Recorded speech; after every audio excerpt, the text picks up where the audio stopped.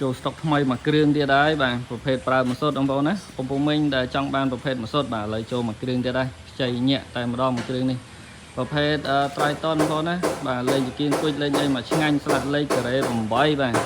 វឺតឡើងបងប្អូនបាទនៅដែរបានយូរទេប្រភេទប្រើម្សៅនេះបាទ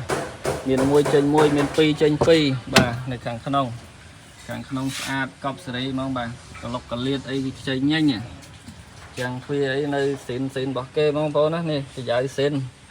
ចឹងôngពុំឯងដែលមានតម្រូវការបាទចង់បានប្រភេទម្សៅបាទអាចតាក់ទងមកបានបាទនេះឡាយខាងក្នុងក្រហមស្អាតមែនតើណាយូរជួបមួយទេត្រៃតុនហើយនៅក៏អត់យូរដែរចូលហើយក៏ចេញវិញបាទនៅបានយូរទេបងប្អូនហើយចឹងôngពុំឯងដែលមានតម្រូវការបាទចង់បានប្រភេទត្រៃតុនអាចតាក់ទងមកមុនគេបានមុនបងប្អូនណាបាទក្រតាក់ទងបាទគឺបានគេហើយទិញពីឃ្លាំងធាតូ